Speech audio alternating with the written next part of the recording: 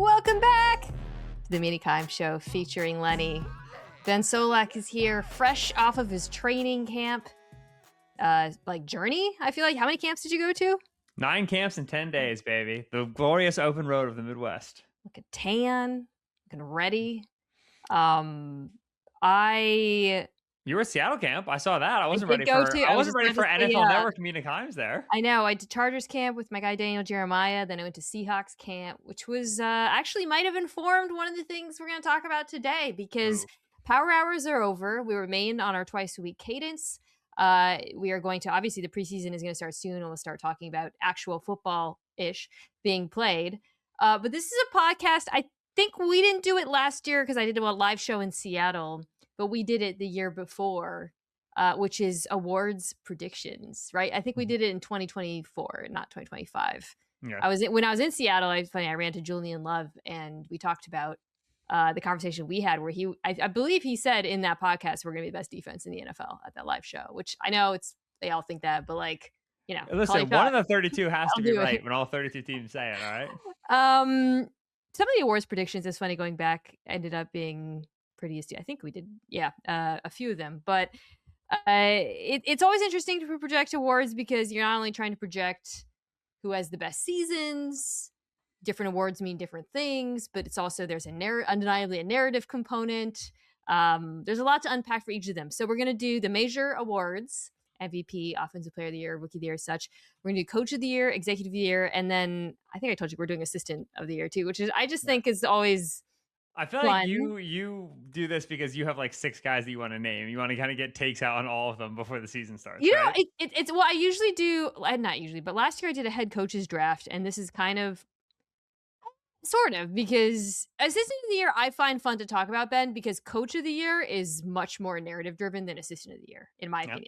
Assistant of the Year is really just like who's the best, whereas Coach of the Year is basically become the honorary turnaround job, which we will get to. So if Assistant Coach of the Year is really who's the best, who won it again last year?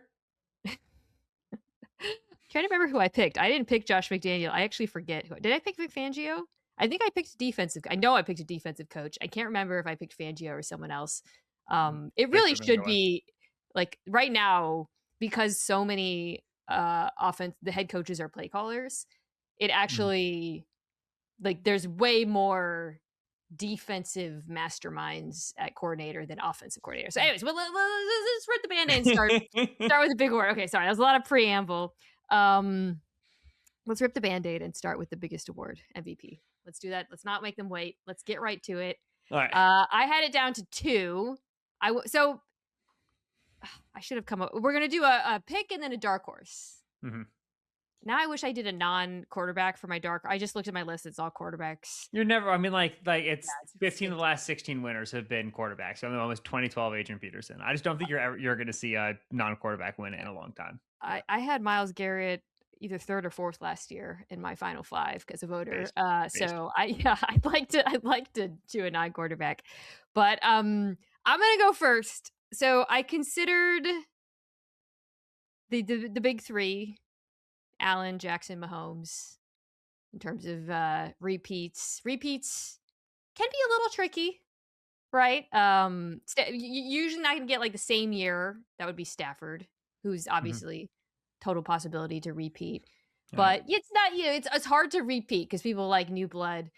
I think there's 2 guys that I was kind of going back and forth between, 2 other quarterbacks. One is quarterback at the camp that I went to in Los Angeles, where I don't think it is more like buzz levels around the Chargers offense right now, both inside and outside Chargers building are at it feels like unsustainable levels. Like Mike McDaniel is feeling himself in a level previously untouched even by Mike McDaniel in terms of some of the press conference stuff. It's cool to see. The other quarterback I was thinking about, and he's not a favorite. Oh, actually, I don't have the odds in front of me, so maybe he's up there. I have it, yeah. If he's who you're thinking of, he's 3rd in the odds. If he is who I think you're thinking of, he's 3rd in the odds. So I'm gonna go with Joe Burrow. He's 3rd in the odds. Okay, who's first right now? Is it Herbert? Allen, and then Lamar by a hair over Burrow. So it's always the same guys right now. Yeah, like, so Allen, Lamar, Mahomes, if he comes back healthy and somehow drags that offense to relevance, I think will get some deserved consideration. Allen feels like one in a contentious year. I do think that offense is gonna be amazing, obviously. I just it doesn't I maybe it's possible. Jackson, new offense, I think could be great. Mhm. We'll be bringing up the Ravens later. I just don't see it right now. So I went back and forth between Herbert and Burrow, and my feeling about Burrow was this. One, he's never won it, and it's just I guess part of that is just seeing all the quarterback rankings come in this offseason and just seeing how much the league loves themselves some Joe Burrow. And Sandoz always excellent QB tiers came Mhm. in, and it seems like the only ding that people have on him, which is a correct one, which is the injuries, right? And obviously he would have to have a completely healthy season to do this. But my feeling, Ben, is like if he does have a completely healthy season, I think the floor on a Burrow season with basically the offense being entirely the same, the offensive line being sneaky decent, something been kind of hammering all off season, makes me think that he's got a really good shot at it. They have according to the FTN Fantasy Almanac, they have the 32nd ranked schedule in the NFL this year, Just outright, or just or to the past defenses? outright. That's crazy. I didn't know that. So I just feel like the everything is in place. There's no contract drama with the wide receivers. You mentioned the offensive line. Defense, I feel like the pass defense will be better, sufficient, but it'll still be the story of the season will still be, oh, Joe Burrow and this crappy offensive line, this crappy defense, even if they're improved. So I don't know. I went back and forth between him and Herbert. I understand the Herbert optimism, and I guess my feeling was like, if that happens though, do you think the story will be Justin Herbert or do you think the story will be Mike McDaniel? And that was kind of where I ended Yep. up thinking. Because like I said, it's a very narrative driven award. So you could have just been basically reading off my notes the entire time. I have MVP Joe Burrow, Oh, and I thought I you were have, gonna do Herbert. Dang yep, it. no, I have No, Burrow. people don't like it when we agree too much. Okay, sorry. I have I have right at the top of my line, narrative driven award, has not yet won the award, has been speaking super heavily and happily about this team, has, he would have earned it, he's deserved it, kind of legacy, like, the many years toiling away at the helm. I right Offensive environment is better, parentheses, offensive line, close parentheses, but nobody's going to want to talk about it because they haven't added anybody new, right? Nobody's going to be like, oh, well, their second year offensive line coach, Scott Peters, and their second year guard, Dylan Fairchild, deserve the. No, it's going to be all about Joe Burrow. Defensively, let's say the Bengals defense is a lot better, and that's one of the reasons why the team is overall much more successful. Yeah. You're not going to get like Al Golden hype. You're not going to get Dexter Lawrence Defensive Player of the Year. Like, even if they're doing incredible things, like that's just not how those awards get handed out. And one of the number one greatest predictors we have for which quarterback wins MVP is just generic team success, right? 15 of the last 16 winners were quarterbacks.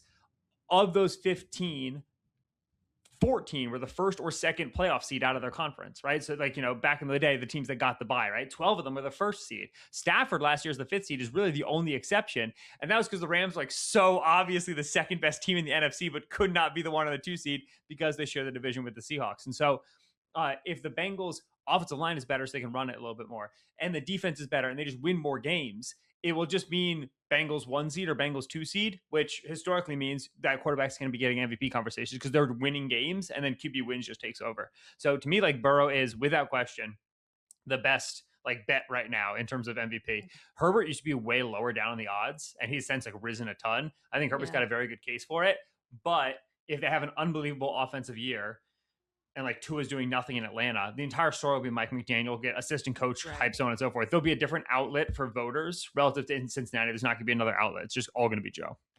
I, so to avoid sounding overly cynical, because we both did a lot of.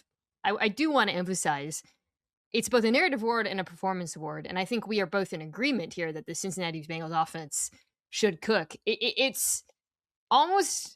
I think it gets a little bit of a short shrift in off-season podcasts and discussions What's a short because shrift? short shrift, like not as that's a phrase, I've right? never heard this before. I love this. It's Short, cute. A short short shrift, shrift. little attention or It's care given to Shakespearean. Okay, relax, Yale. Jeez. a wow, Richard III. Okay. Uh, so I do think part of the reason why we don't talk about it as much is because there's not a lot to talk about.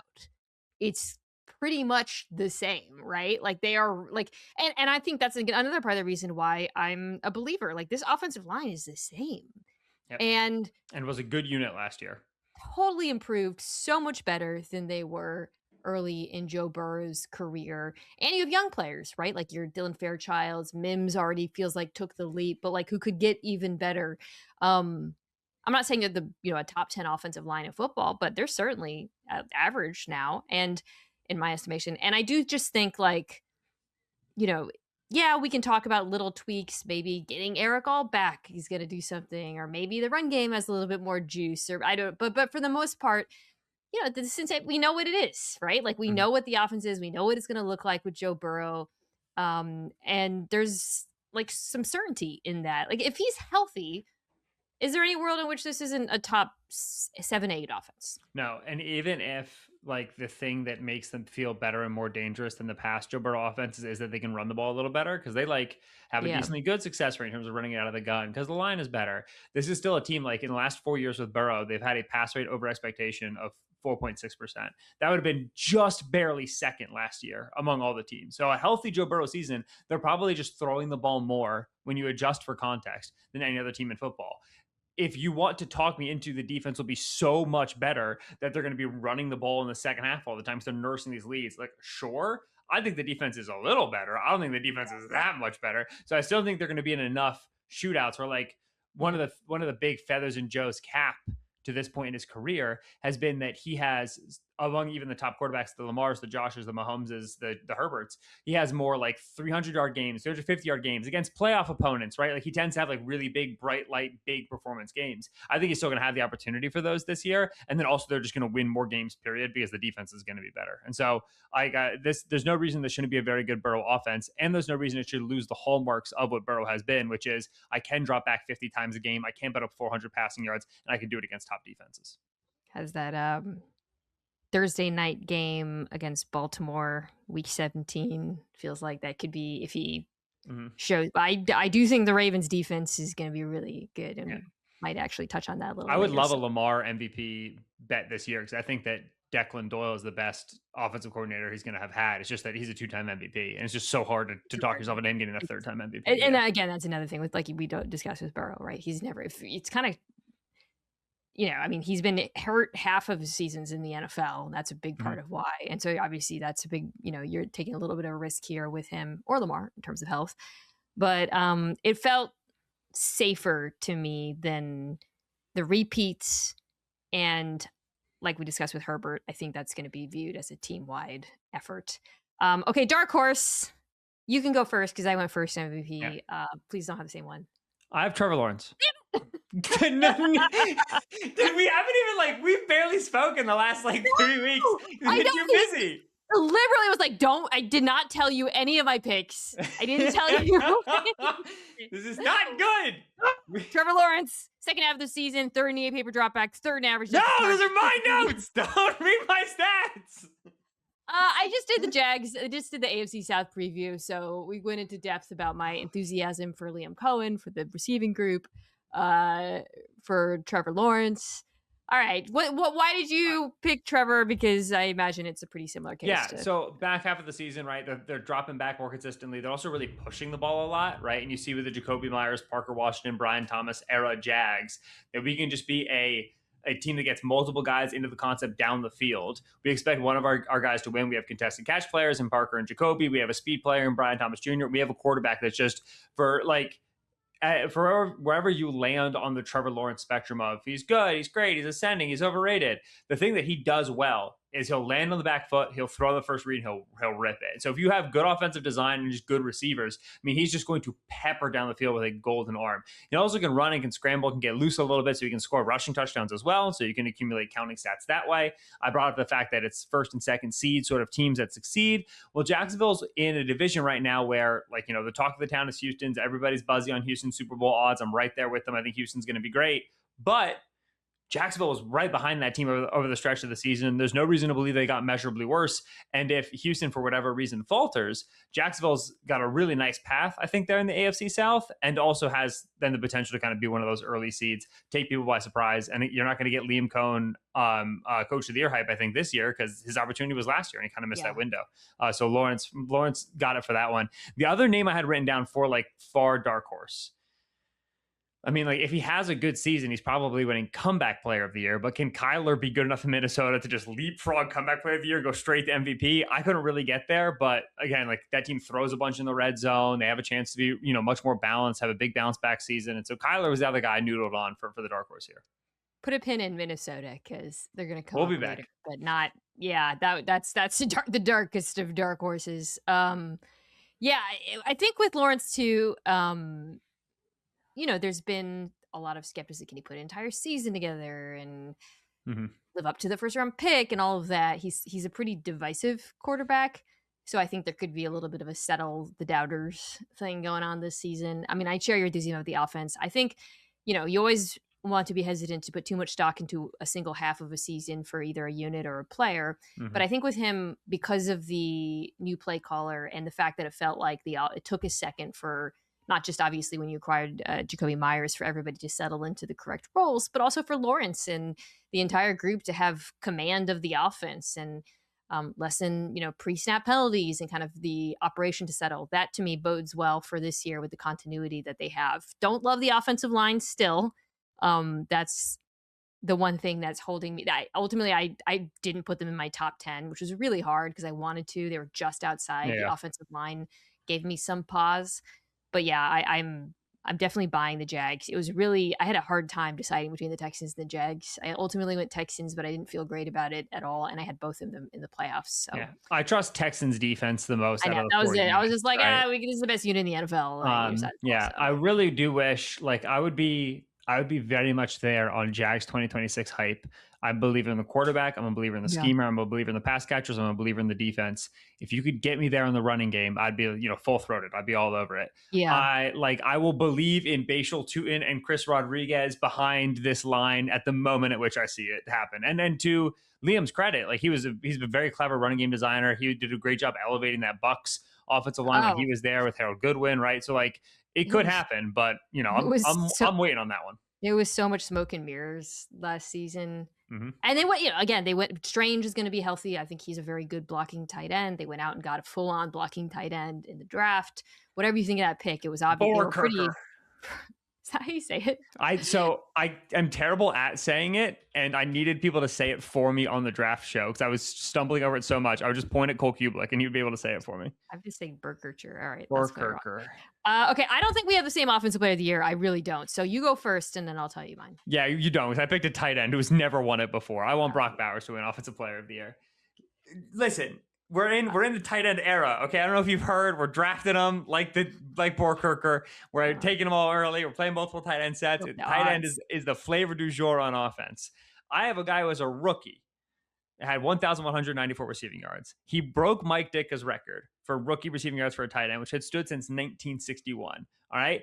He had 112 receptions in his rookie season, Bowers did, which set the record for rookie season receptions for all positions, not just tight end, including wide receiver. He did all of this, and he got one vote for rookie of the year because Jaden Daniels was rocking, right? And so it is tough because Bowers, in order to get offensive player of the year, I think has to have like the best season of his career. Voters need to feel that way. And that means that he's got to like come after Trey McBride's 126 receptions from last year, right? The most votes a tight end has ever gotten for offensive player of the year is Travis Kelce in 2020. He got 3, right? We just like, even in like the elite tight end recent seasons, we just have not seen voters want to be willing to pour it on the guy. But last year with Clint Kubiak in Seattle, they made Jackson Smith-Njigba a high volume player to a degree to which we simply just like have not seen in the NFL. Smith-Njigba was accounted for more than 40% of the team's receiving yards. He was over a 37% team market share in terms of receptions and targets. Like a historical, not since 2012 Brandon Marshall with the Bears, have we seen one player responsible for such a big piece of the pie in the receiving game. If we assume, and I think rightfully, we make this assumption rightfully, that one of the things Kubiak does best is play smoke and mirrors, play, whack-a-mole, hide that star pass catcher, and just find numerous creative ways. Smith-Njigba out of the backfield, Smith-Njigba isolated to the backside, Smith-Njigba in the slide. They lined him up everywhere. They threw at him at all three levels. If we say that Kubiak's good at that, that's his magic fairy dust. Who does he sprinkle that on in Las Vegas? I think it is emphatically Bowers, right? I think it's Trey Tucker. I don't think it's Jalen Naylor. Like, to me, it's very clearly that's the player he's going to funnel the targets to. So I do think that best receiving season by a tight end, period, is in the cards for Bowers. And I think given how tight end pilled we're becoming this offseason, I think if that season gets stood up against like average, very like wide receiver one seasons, like I don't think anybody's putting up JSN numbers again because those numbers were crazy.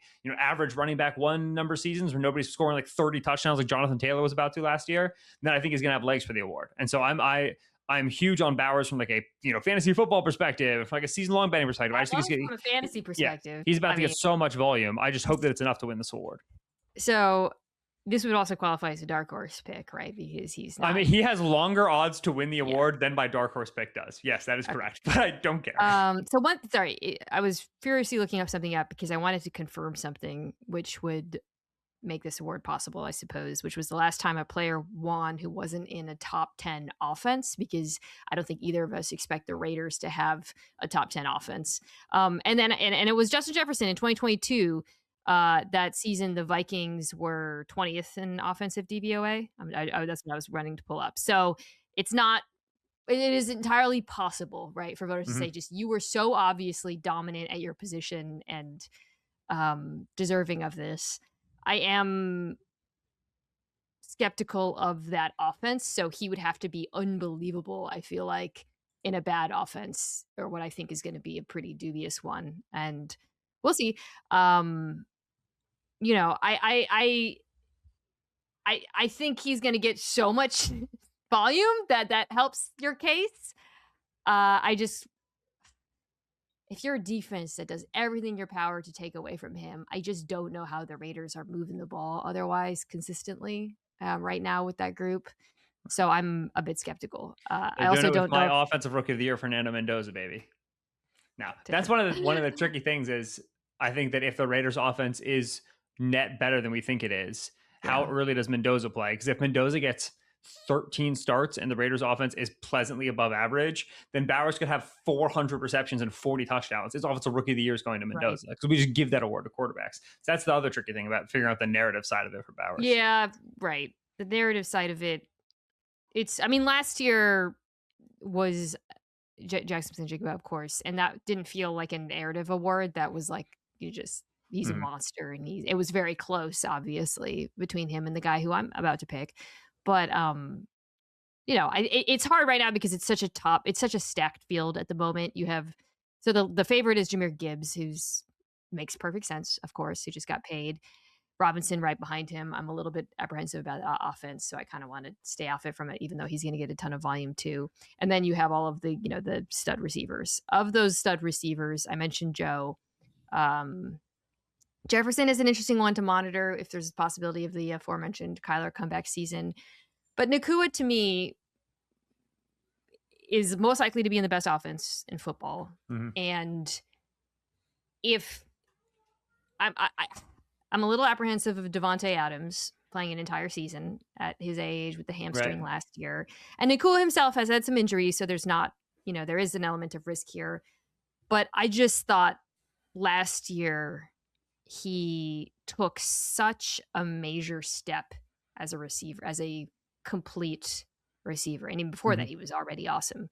But I just feel like, I know I'm a broken record on this. I just feel like people don't appreciate enough how arguably the best or one of the two best spot blocking receivers in football became one of the best deep threats in football as well. Like, that combination makes no sense. He was never winning on like downfield one-on-ones verticals until last year, where he was just like, I just do this now. I was like, oh yeah, cool. The most valuable thing. Sick. Awesome. The contested catches, the body control, it was just unbelievable. All three levels.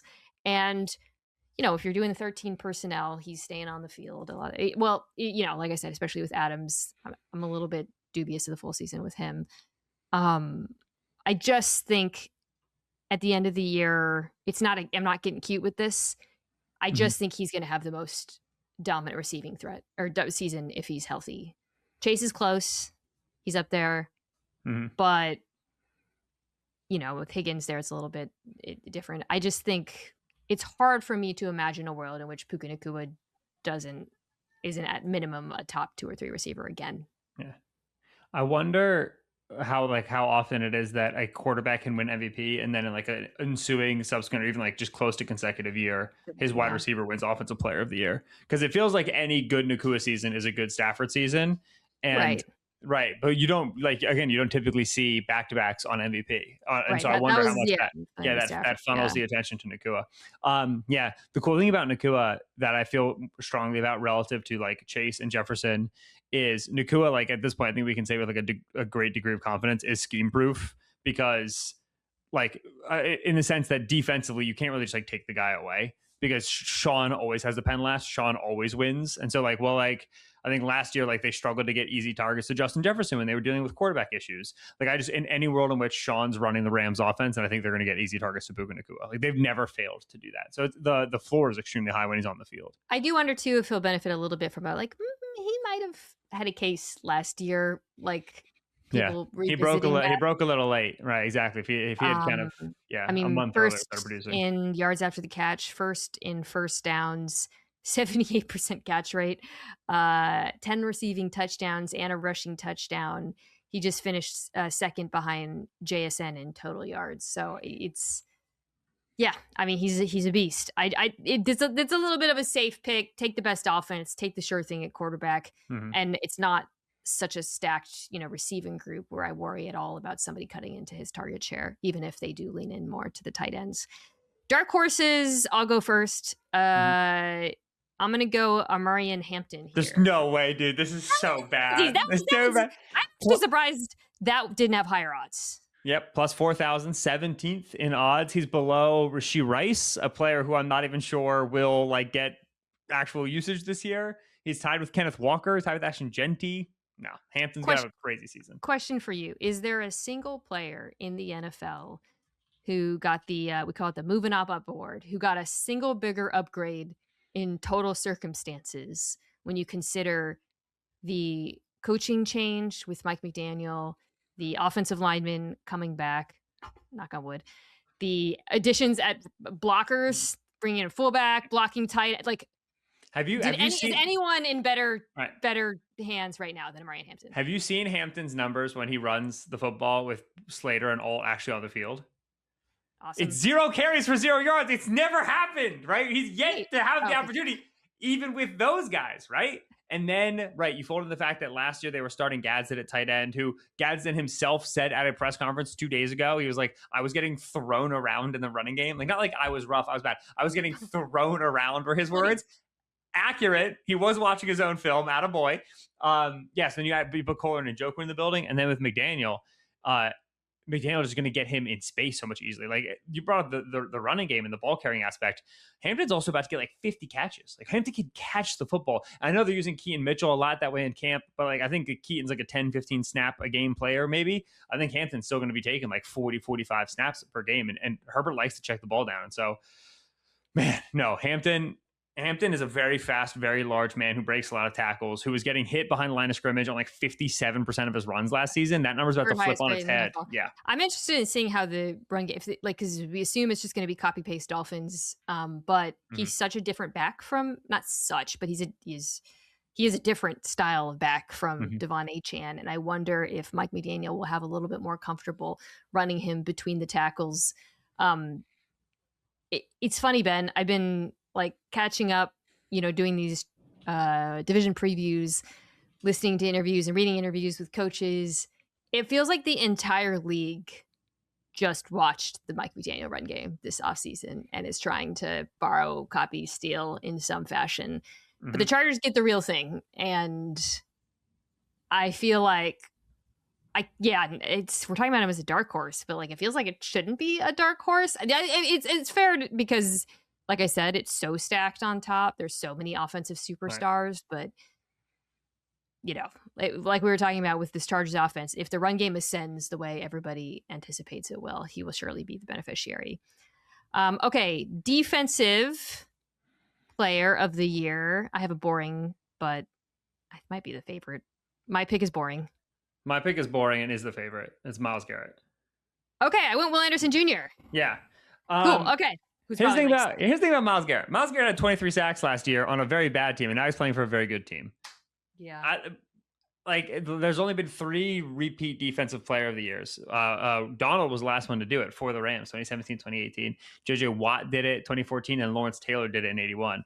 But like, this is the sort of award where you set the sack record, we give you defensive player of the year. What if he just leads the league in sacks again? What are you going to do? Just be like, no, this time it's Nick Bonito. No, you're going to give it to him again. And I also think the team change, I think, benefits him a lot in terms of like narratively. I think if he does it in Cleveland, okay, for Jim Schwartz, so on and so forth. Yeah, but then I think like if he goes to the Rams, and let's say the Rams end up the 1 seed in the NFC, and they go and they barely tip the scales over the Seahawks, it's going to be like lauded as, well, yes, because they went and they got 16 sacks, 17 sacks from Myles Garrett, whatever it ends up being. And so to me, there's going to be, assuming the Rams have the year that they're expected to have, right? They're the favorites in the NFC. Then Garrett, McDuffie obviously could have like a ton of stats as well, but Garrett's the one who's more likely to accumulate counting stats, is going to get a lot of the attribution there. And so I don't know. I have no reason to believe his production is going to decline. I don't think edge rushers endure like wear on the tires. Like, oh no, he had so many pass rushes last year. Like, no, they're still going to use him at a very high percentage of the snaps. They're going to use him on the sack getting downs, and he converts pressures into sacks at a historically good level, even before the 23 sack season. So yeah, Myles Garrett, man, why not? I might have overthought this, but my 2 things were, 1, the repeat, and like you said, it can happen for sure. And then I thought Myles Garrett's going to get double teamed, and then the rest of the Rams defensive line is just going to go crazy, and it might just be like too many guys. Defensive player of the year, Kobe Turner. I mean, the Aaron Donald being back thing is going to be a big story. I have heard about that. Yeah. I've heard a couple whispers. Somebody mentioned that to me, that might happen. My feeling was it might just be perceived as like too many stars. But again, if he comes anywhere close to approximating what he did last year in sacks, you're right. So Will Anderson Jr., another very safe and boring pick. I have them as the best defense in football. I think he's going to have, well, opportunities is one thing, right? Because he's been very, very good and his numbers keep going up, up, up. But I think he's one of those guys who could hit another level with the improvement that he shows. He's such a complete player. But last year, the advanced metrics love him. The other thing I like, though, is he has opportunities. It's interesting. So Danielle Hunter gets double teamed more than Will Anderson Jr. And I was looking at all the elite guys' double team rates. And, Myles Garrett's through the roof. Michael Parsons was 38% before he got hurt. Will Anderson Jr. is part of a fairly small group of guys who get double teamed under 20% of the time, along with Nick Bonito and Brian Burns. And that's basically it. So I thought the opportunity will be there. He gets to rush opposite Danielle Hunter. He gets to play in front of incredible secondary who will bide time. I just feel like this could be the young player taking yet another, he's already one of the 3 or 4 best, taking another leap as part of an elite defensive unit, and he's the face of it.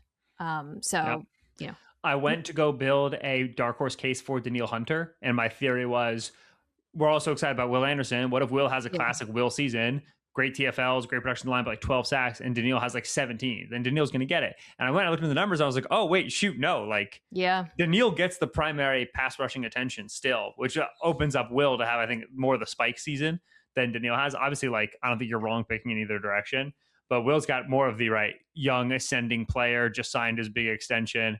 Talked a lot about what it could be if the Jags lead properly Texans. Well, imagine if the Texans end up being that Broncos caliber team, that 1 seed caliber team with a good offense and an uproarious defense. Like you said, Will Anderson's the face of that. Though, Derek Stingley, with the way he addresses the football, if I don't like betting on corners for defensive player of the year, if I'm going to do it, it's going to be Stingley because of the nature of that defense, because of how well he produces on the ball. The way he addresses the football is such a funny way to put it. I imagine Derek Stingley how to address the football, holding the ball like Yorick. I'm going to intercept you. I think you just want a piece of that defense, and Anderson Jr. seems like the easiest pick there. Dark horse, I'll go first. I definitely don't think you have this one. So I was tempted by Josh Hines-Allen because I'm very... I looked at that. I like the Jags defense. I think last year he underproduced in sacks relative to the amount of pressure he was getting, which is another thing I like to look at. It's a little bit weird, but I'm going to just say it. Jalen Carter on the Philadelphia Eagles. Go Birds. My dark horse pick. I think that the Eagles are going to have a top 5 defense. Did the defense's pod. Pretty hard not to see it that way. And I think he had a bit of weird last season, right? Started off very strange. Felt like it was a little bit inconsistent from him relative to early in his career. To me, taking a step back, looking at this defense, looking at the way they're built, looking at what it all revolves around, and I think thinking through what he is capable of as a pressure getter, I feel like there's another level. This could be the year he hits those like Chris Jones type numbers. So right, yeah, the shoulder's better this way year. down Yeah. the odds. Yeah, he's healthy, and from all accounts from camp is absolutely crushing it. So give me some Jalen Carter. I just scrolled real quick. The last non-Aaron Donald defensive tackle to win Defensive Player of the Year was Warren Sapp in 1999. Man, it's been a minute since a non-Donald player was a caliber enough to get that award home. It'd be a big deal if Carter had that sort of a season. Who's your dark horse? I have Kyle Hamilton down here, plus 5,000. He's tied perpetual for dark horse. Yeah. And I think that everybody knows Kyle Hamilton's the best safety in football. And so it's just a moment of, okay, how can we narratively get him there? And it's, hey, what about a defensive scheme change? Is it really that big of a scheme change? Probably not, moving from Zach Orr to Jesse Minter. But we have a defensive minded head coach. Let's say the Ravens, and I don't think this will happen, but let's say the Ravens become a like defense and run the football sort of a team who wins more grimy games, who wins more slow scoring games. Hamilton's the sort of guy who plays in enough positions to accumulate enough counting stats, right? It's hard to win Defensive Player of the Year from like deep safety because you're just policing the deep third and like discouraging targets. The last safety to win this award was Troy Polamalu, right, in 2010. Being in the box, being your line of scrimmage, creating sacks, creating forced fumbles. We know that Hamilton's a big bat, the pass guy, right? Can we convert some of those into interceptions? There's just the chance that like we're in week 15 and Hamilton's got like that scorecard that's like first player in NFL history to have like 100 tackles, 10 tackles for loss, 5 sacks, 3 interceptions, 3 forced fumbles. Like, you know, just like it's just like a laundry list of plays on the ball that put him in a spot where if it's like a quiet year for edges, right? Everybody's kind of got the same 14, 15 sacks, then Hamilton pops out. He kind of also is the inverse of your Brock Bowers. Like everybody's talking about tight ends. His position is sort of the, I don't really think people vote that way. They're like, what is the current meta of the NFL? And is it the big nickel / position? And I had that down on my notes. I didn't say it there, but I did have it. I was like, it's a moment for safeties. Could I interest you on a little Trey Hendrickson maybe having a crazy high double-digit sack season? Because I don't That's actually really, where's he at odds-wise? I didn't even see him. I don't know. That's a good one. But, you know, with the additions, with getting Madubuike back, if one of those other young edge rushers takes I did look at, speaking of defensive tackles, I did look at a Jeffrey Simmons at plus 10,000. Jeffrey Simmons in a Robert Saleh defense is about to be unsafe film. All right. I'm excited to see it. All right. You kind of foreshadowed one of the people I'm going to talk about. Let's take a quick break, come back and do Coach of the Year. All right. I'll go first. So I teased this, so I might as well just get to it. I got Jesse Minter for Coach of the Year for the Baltimore Ravens. So Coach of the Year is the turnaround award, right? But the problem is I don't see any obvious turnaround candidates that really jumped out to me as being like the Mike Vrabel. I remember last year, I think I actually did pick Mike Vrabel when we did this pod last year. When I did this pod last year, it was like either going to be Mike Vrabel or Ben Johnson. And yes, I don't feel that way this season about any turnaround jobs. So Baltimore's not quite a turnaround, right? But they were 8-9, so they did have a losing record. And I think that Minter has the chance to do a unit turnaround. So maybe he'll get some credit for that, which is to say, I've been those secrets about this. I think this defense has the potential to really make a leap this season. And some of it has nothing to do with Jesse Minter. Some of it has to do with the additions and Madubuike coming back. They were 30th in adjusted games loss on defense. But a lot of it does have to do with Jesse Minter. I mean, I've said this before, but like LA, man, what he did there, going from a defense that was 29th in e-paper play the year before he came, and then going back to back 7th is pretty remarkable. I think that also is a group that's frankly less talented than the one he has in Baltimore. So in my mind, if this team does a complete turnaround, obviously cries a full healthy season from Lamar, he could get a lot of credit for the improvements that I think we're going to see in this defense. Yeah, and we see a lot of first-year coaches, right? We see Dable in 22 with the Giants, obviously Vrabel last year. Nagy in 2018 won this award. McVay in 2017. Nagy in 2018 winning this award, which is one of my favorites, just historical events. That Matt Nagy Bears Coach of the Year. You are very high on the Ravens defense. I can't fully get there. I need to see the edge rusher room before I believe in the edge rusher room. I was a Mike Green guy. Hendrickson at his age is a questionable question to me. And then corner situation where like how much do you like a Nate Wiggins, and then how good do you feel about the depth behind Nate Wiggins? If he can do it, I'll be one of the biggest Minter head coach of the year winner proponents by week 8, because I feel like I'm coming in preseason lower on this defense Look at than the you are. corners in LA. They were like rotate. Not, I mean, Tarheeb's still my Tarheeb goat. still's Okay? fine, but like, come on, like Cam Hart, like it was.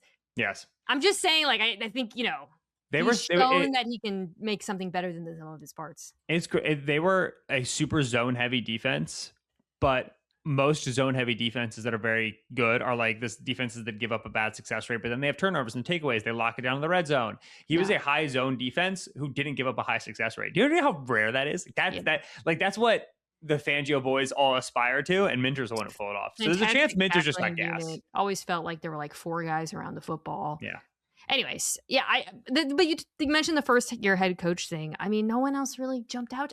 So who's your pick? Maybe you have one, because I was looking at the first years, the turnarounds, and nothing jumped out to me, Ben. So Vrabel wins it. It's his second stint as a head coach. He takes a team that was just absolute bottom, world dwelling, a 4-win team, and brings it up to a 13-win team. And Robert Saleh's second tenure as a head coach now, moving, not the Jets, but with the Titans. He's going to take a terrible Titans team and probably not take them to 14-3. But I do think that the Titans are capable of making the 5-game jump, right? 12 of the last 15 winners for coach of the year have added at least 5 wins to the team's record from the previous season to then the upcoming season. That includes both the first year coaches and then the guys who have been floating around for a little bit. And so to me, when I go to look for coach of the year, I just go to, okay, who was the bottom cellar dwelling last year? Who can I talk myself into being pretty good? I think this pass rush can be pretty good under Saleh. Pretty good. I think this pass rush can be into the Titans being pretty good. I think the pass rush could be excellent. All right. I'll escalate the adjectives. I don't give a hoot. I think the pass rush can be sensational under Robert Saleh. Like free agency, do I love the amount of money that was spent on Wan'Dale Robinson, into Alontae Taylor, into Cordell Flott? No. The team's better. All right. The team gonna have a winning record, because you ain't winning this unless you have a winning record. They can be 9-8. Okay. That's a 6-game improvement, right? Yeah. Yeah, 3-14 to 9-8. That's +6. Absolutely. They go respectable 500. Yeah, you got the Brian Dable first time hanging out with a quarterback jump. All right. He gave it to Jackson Dart. He gave it to Daniel Jones. Just a quick shot in the arm that is the quarterback running game and an RPO or two. Cardinal Tate looks good. I'm drinking the Kool-Aid on the Titans. Let me throw out some other options for you. That I don't know how I became I'm drinking the Kool-Aid on the Titans by the end of that. Well, you got to get to a winning record for the dude to win the war. That's why I'm putting your feet to the fire a little bit. Okay, let me throw out some other options. I mentioned him, Kevin O'Connell. If the Kyler thing works out, he's got a real good shot at it this year, right? He won it in 24, right, with the Darnold year. So. Oh yeah, right. Yes. Yeah, sorry, yes. I don't know how often can a guy win it in 3 years, 2 different coaches. Yeah. That'd be kind of new. I voted for Dan Campbell that year personally. Yeah. Oh, Ron Rivera run it in 13 and 15. I forgot about that. Okay, I'm gonna keep throwing out some names.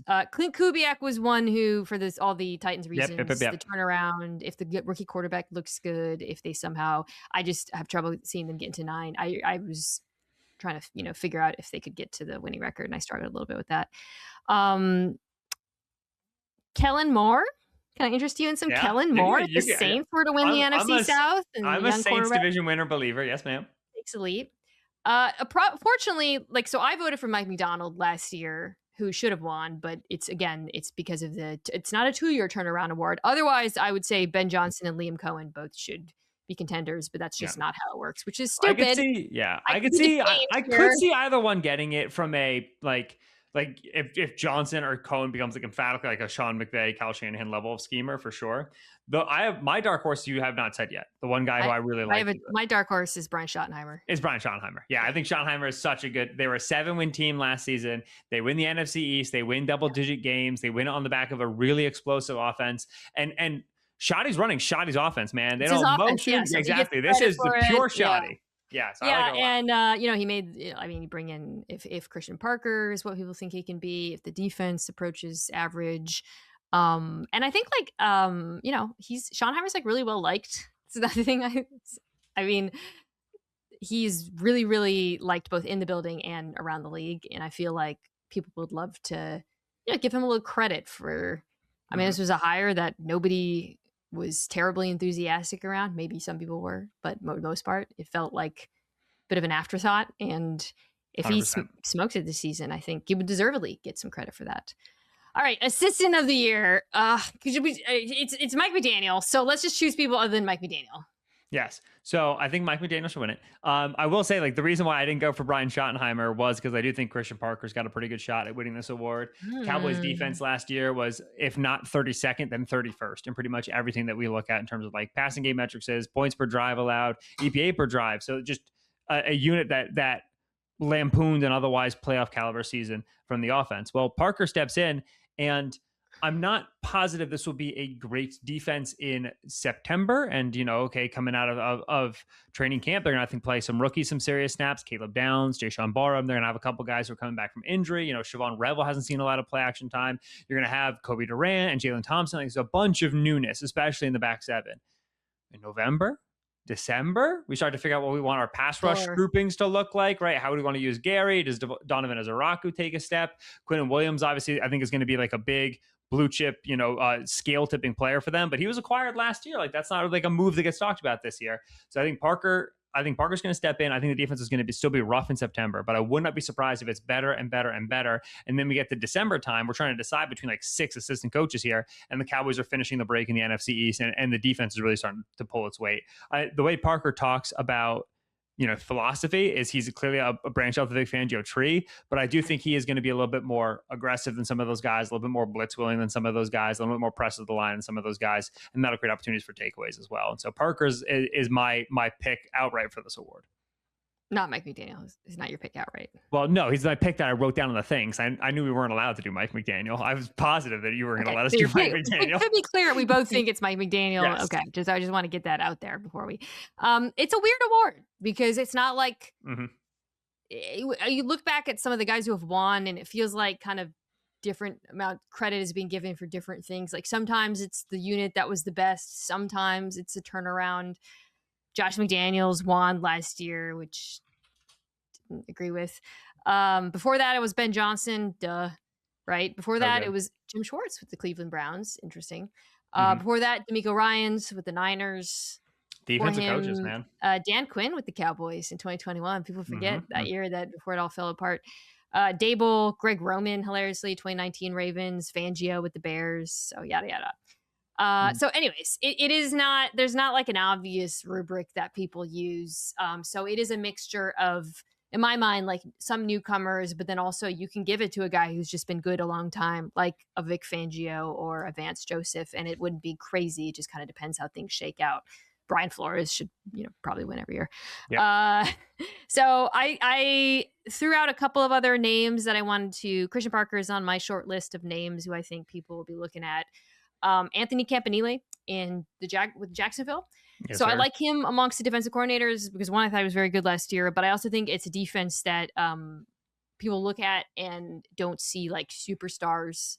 Right. Yeah. They'll look at it and they'll think the coach, and he does a lot of interesting things, particularly with pressures and whatnot. But I think it's not like Chris Shula in Los Angeles, where like, are they really going to give Chris Shula credit for Myles Garrett and Aaron Donald? Probably not, right? You look at Jacksonville, I could see Campanile getting credit, getting a lot of head coach looks, getting a lot of buzz. People know that I'm pretty high on that defense.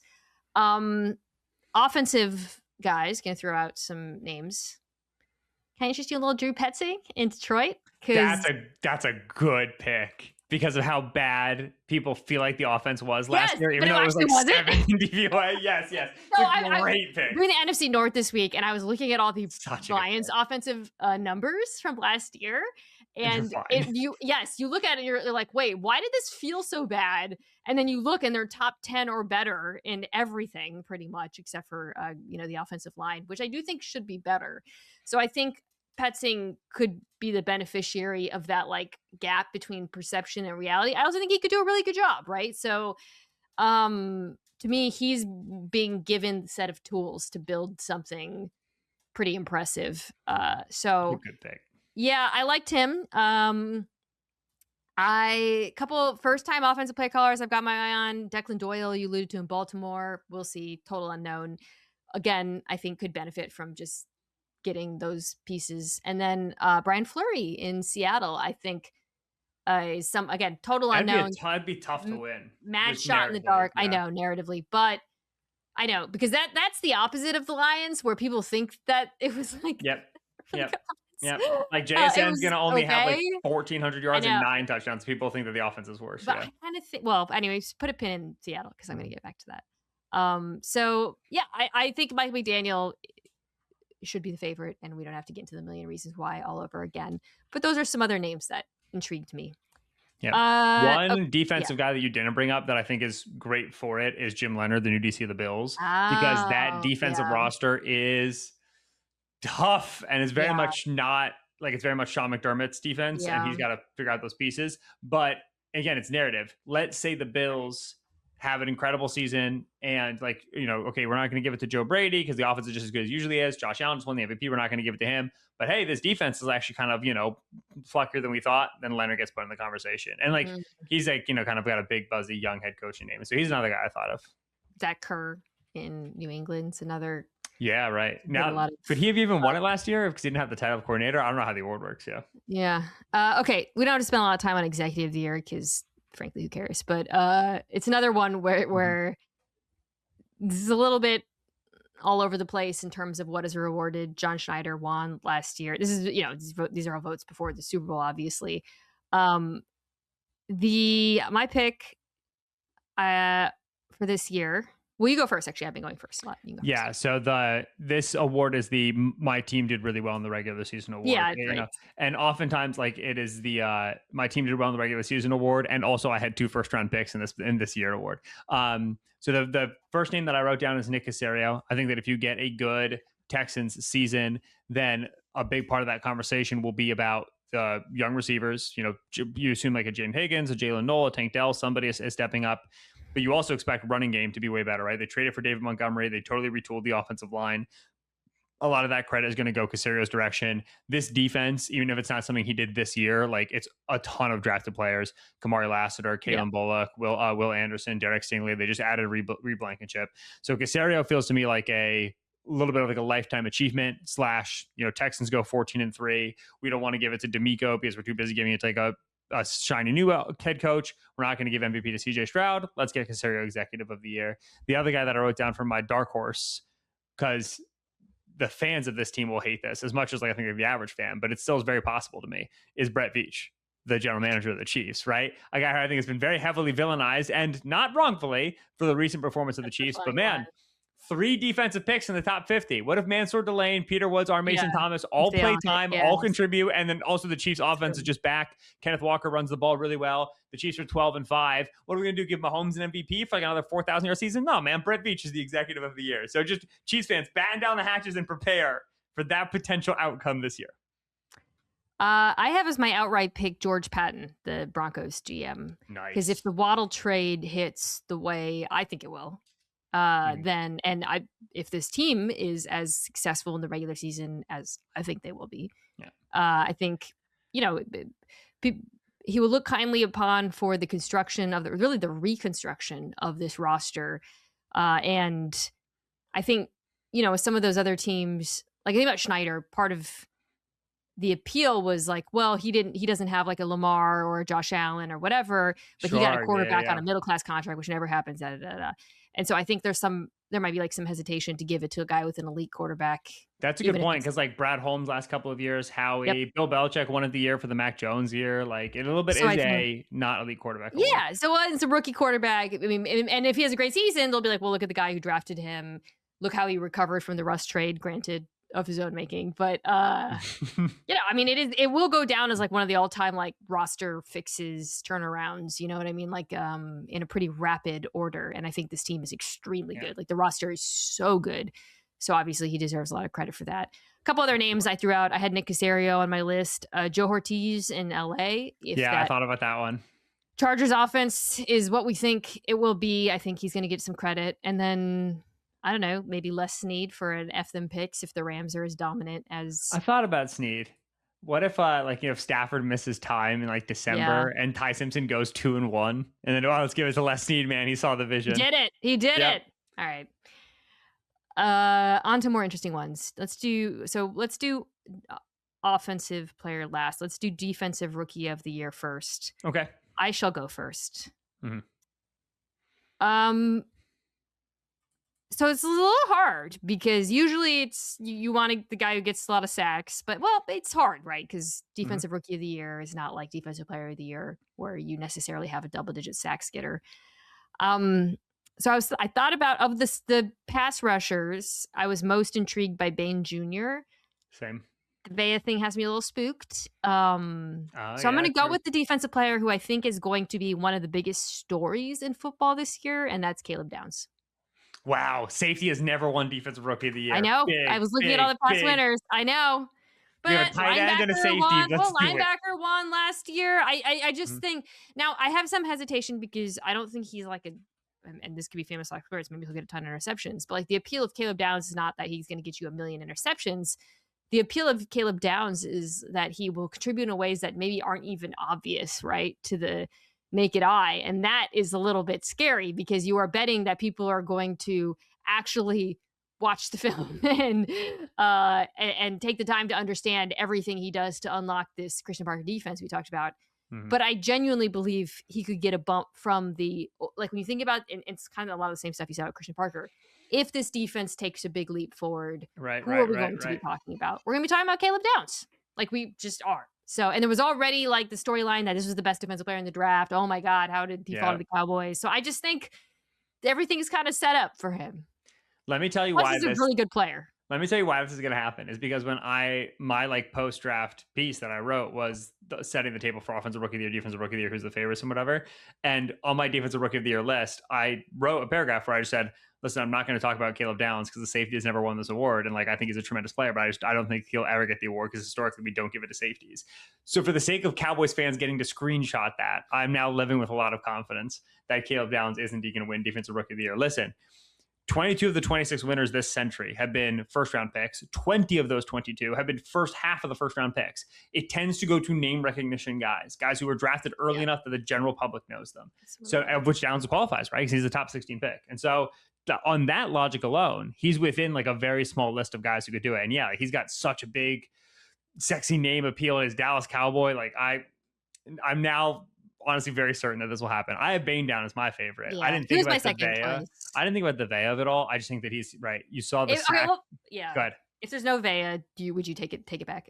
No, I think that when I try to answer the question of for whom will opportunities in the pass rush game be manufactured in Tampa Bay, my head just goes to Bain. Like this, they were thrilled to get him at that spot. They desperately needed a primary sack getter. Todd Bowles is obviously a heavy blitz guy, but when you're a heavy blitz guy, you can also be a show pressure to manufacture one-on-ones to get my premier sack player to produce. That was like the Shaq Barrett theory when he was there, and I think that Bain can be that caliber of a pass rusher, very different play styles, obviously, but that caliber of a pass rusher such that he dominates those opportunities, right? Those manufactured, schemed up chances. Just like the rest of that roster, you just don't see the guy who's going to be taking those snaps from him.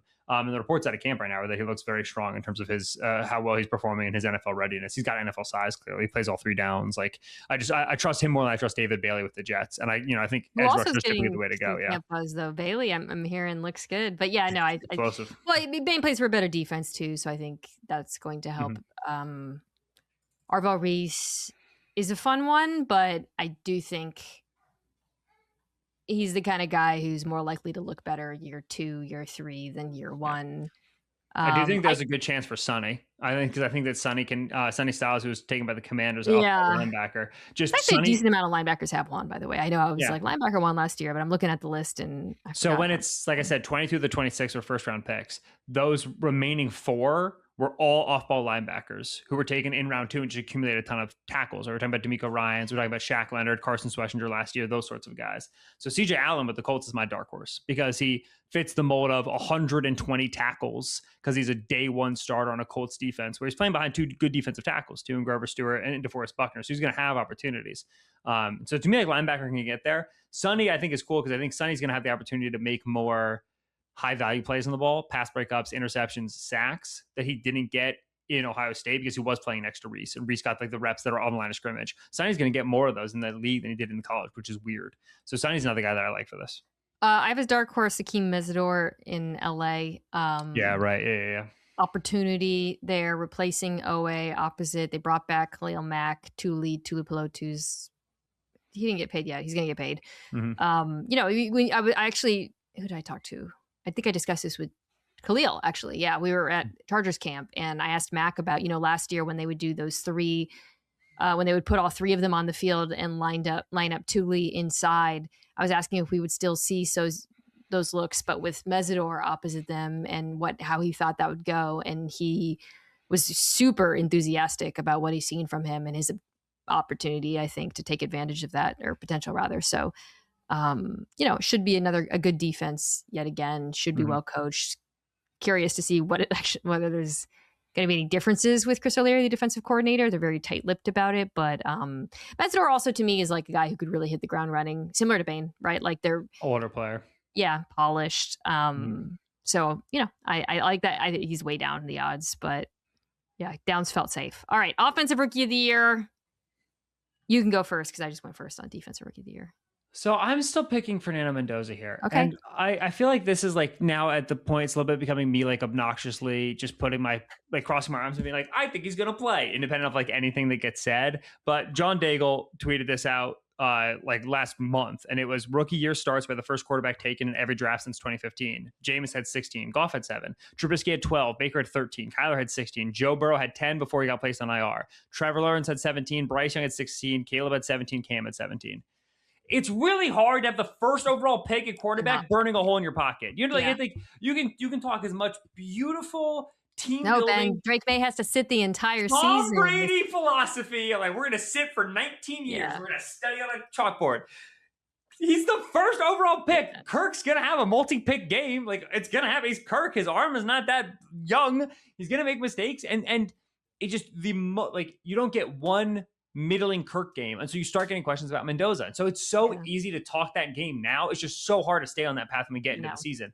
And I think so long as Mendoza plays 11 games, like 2/3 of the games, his primary competition is going to be Jeremiah Love behind a terrible offensive line and terrible offensive environment, Carnell Tate, who might not be wide receiver 1 on his own team, and Jordan Tyson, who needs to stay on the field. So I still like Mendoza. Allow me to introduce another competitor who's my pick. Yeah.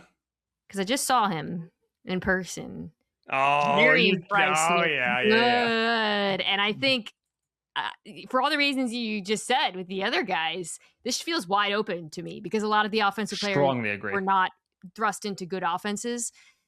Jadarian Price walks into an offense that, yes, it wasn't, one of the top offenses football, still pretty damn good, particularly in the second half of the season when they started running the ball better.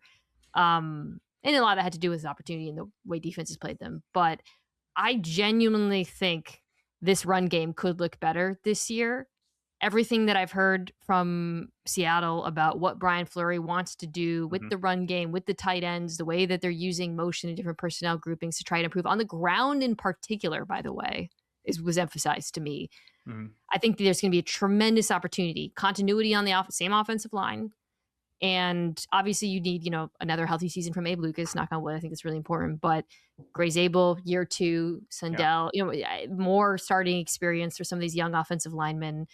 I think this is a team that's going to use a lot of 2 tight ends. It's interesting because they were bad running the football over the course of the season, but in 12 personnel, they were second in EPA per play when they ran the ball. AJ Barner and Eric Sauber could kick some tail last year. Yes, sir. Man. And I think they're going to double down on that.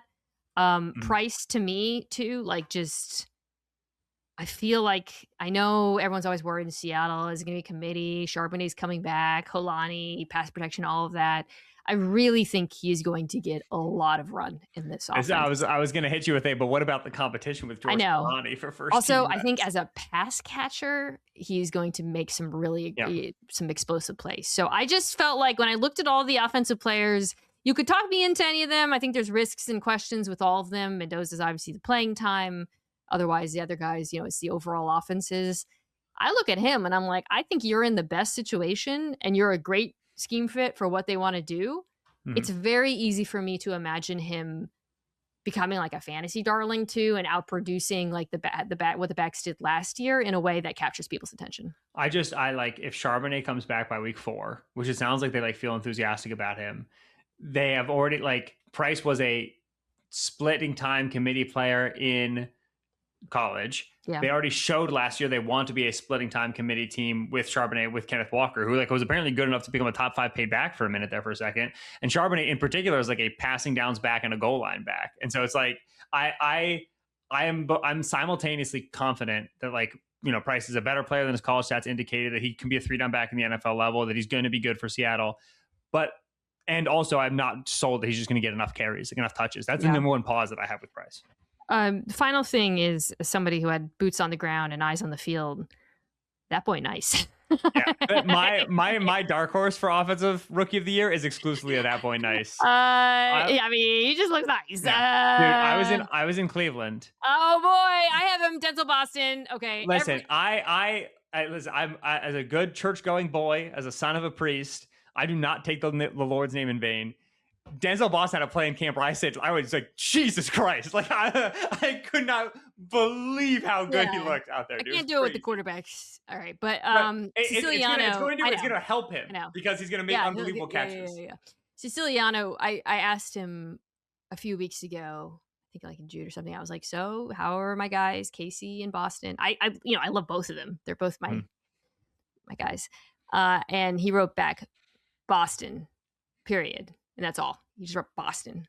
I was like, I mean, and it wasn't dissing KC, who I think has also looked pretty cool. KC looks great. He looks great. But he was just like, he's just like, Boston. You know this because you've like done enough training camps and like everything like that. But like, I feel like the number one thing that I look for when I go to training camp is like, does rookie look like belong? Do you look big enough? Do you look fast enough? Do you look strong enough? Are you thinking on your feet? Like, you just look like you're playing at NFL speed, at NFL size. And Boston just like, it looks like a dog. Dude, he's just explosive. He's physical. He is strong. He's got size. He's got smoothness. Like, he just so clearly is an NFL caliber X receiver, and I love the way he looks. And if it is Sanders and the offense is inefficient, but there's still some plays that get your attention outside of structure, balls downfield, red zone. Boston, you know? Denzel Boston. Huskies legend. So yeah, I like that as a dark horse. But yeah, Price is my guy. So in summary, I'll read mine back to you. MVP, Joe Burrow. Dark horse, Trevor Lawrence. Offensive player of the year, Puka. Dark horse, Marion Hampton. Defensive player of the year, Will Anderson Jr. Dark horse, Jalen Carter. Coach of the year, Jesse Minter. Dark horse, Brian Schottenheimer. We have so many of the same dark horses. Assistant of the year, Mike McDaniel. Dark horse, Drew Petzing. Executive of the year, George Patton. I didn't do a dark horse. Two horses, executive of the year. Defensive rookie of the year, Caleb Downs. Dark horse, Mesidor. Offensive rookie of the year, Jadarian Price. Dark horse, Denzel Boston. And who are yours? Did you have a comeback player of the year? Oh, I didn't do comeback player of the year. I mean, okay. I was checking because I thought you texted to do comeback, but you didn't. You texted to make sure we did. Exec and assistant coach. Yeah. I mean, I didn't even look at it. It's Nick Bosa, Fred Warner. Am I missing anyone? Patrick Mahomes is like by a mile. Patrick Mahomes, yeah. How many games do you have to miss? Right, exactly. He didn't actually miss that many games. I mean, if Daniel Jones looks halfway decent, which is by all accounts, that Daniel could be Jones up there. Kyler is very high up in the awards. Malik Neighbors. Aaron Donald is currently 4th in the awards. This is why I don't do comeback. I do not respect. Comeback player of the year, low-key this year kind of bangs in terms of the total list. It's a lot of fun, guys. For me, MVP was Joe Burrow with Trevor Lawrence behind. Offensive player of the year was Brock Bowers with Marion Hampton behind. Defensive player of the year was Myles Garrett with Kyle Hamilton behind. Coach of the year, Robert Saleh with Brian Schottenheimer. Executive of the year was Nick Caserio. I had Brett Veach, assistant coach of the year. I had Mike McDaniel, if not Christian Parker, behind him. Defensive rookie of the year, I had Ruben Bain with CJ Allen, and offensive rookie of the year, I had Fernando Mendoza with Denzel Boston. I had some different picks. It wasn't all the same. I can't believe you had Burrow. Man, I was really like, you were picking MVP and you were trying to call my shot. I was doing my good analysis, right? You were trying to figure out what I was doing. So convinced you were going to do Justin Herbert for MVP instead of Joe Burrow. You gotta give the Bengals fans the MVP Joe Burrow pick preseason, so that way if you dare criticize the golden child for like one play in week 6, you can point back like, I picked him for MVP. Okay, I think he's good. I'm gonna say it was begrudging. Defensive selections. I think he's gonna have a great season, Bengals fans. All right, and also I'm a Bengals offensive line respecter. There's very few of us. We're out here. Check the hype. Ben Solak training camp notebook coming out on Tuesday because we got a lot of offensive line propaganda in there for the Bengals. All right, good. I appreciate that. Where can people check out all the stuff you've been doing? Yes, my training camp notebook comes out on Tuesday for ESPN.com. It was Colts, Bengals, Browns, Steelers, Bills, I think is in this one, the second half of my tour there. Yes, you can find all that stuff there on .com. I'm on all the socials as per usual. I'm happy to be back on the show. If it smells like football, baby, we're getting in there. Maybe we'll talk about some preseason action in the coming weeks. I was texting you the whole time you were a Colts fan. Hey, I did the AFC South, and I referenced this in the podcast with Brett. I was like, please just tell me, on the ground, how does Daniel Jones look? And by all accounts, looks okay. So we'll see. We'll see. We shall see. I will say this is the second time I have gone to Colts camp with Josh Downs hype and left Colts camp with an injured Josh Downs. So I really got to stop going to Indianapolis for that young man's sake. Don't love that. Later this week, I will be doing the NFC North. Speaking of quarterback competitions with Carmen Vitale, I'm living and dying by the breathless training camp competition. But Kevin Seifert has really crushed it with the post he did about the audible murmur at some of JJ McCarthy's misses. Really, chef's kiss. So I'll probably have to tap in with everybody there to try to get a sense of what the hell's going on, because we haven't actually seen them compete in preseason yet. So anyways, NFC North and then AFC North. Well, then we have real football to talk about. Oh my God. And then have you watched the All 22 of the Hall of Fame game yet? Do you have Carson Beck takes the way Dio does? Some of the takes coming out of the Hall of Fame game were just, yeah, man. Theo Ash was doing Chandler Zavala breakdowns on TikTok. I was like, yeah, we're home, baby. Let's do it. My only Hall of Fame game take was Jalen Brooks. Might be a guy. We're there on Jalen Brooks. Good. The Cardinals line looked good, but like against. All right. What are we doing here? It's good to be back. It's good to be back. All right. Thank you so much, Ben. Quick programming notes. My television podcast, Viewer Discretion, is also back. We are recapping the show Furious right now, which is really good. But we will start recapping the show Lanterns, which I'm very excited about watching. And I posted this on my various socials, but I'm doing a little fundraiser for a kid out here in Los Angeles who got into Yale, and helping him and his family raise a little bit of money to close the financial gap for them. So I am auctioning off or selling or whatever 15 paintings. I do these custom paintings. And, yes. So right here, links are on my various socials. If you have been dying for one of those paintings or just a video message, I get a lot of good fantasy commissioner ones to start the season. My favorites, I think I've had 2 people do video announcements from me to tell their boys that they're having a child. Oh, yeah? I've done 2. So if you're having a child, you'd like to break the news to your male group chat, I got you. Do you do anything? You have a little popper with like pink and blue confetti inside of it? What's the move? I've not done the gender reveal. Oh my God. Please don't ask me to do a gender. Well, if you want to, actually, I'll do it. For the sake of the young man going to Yale, I will do a gender reveal. So check that out. It's on my socials. It's on my Instagram bio, Blue Sky, all of that. And otherwise, thank you as always to the folks at OPOY Predictions. Here's to Becky, Owen Saylor, Jack Foster, Tucker Tashin, and I'll see you guys later this week.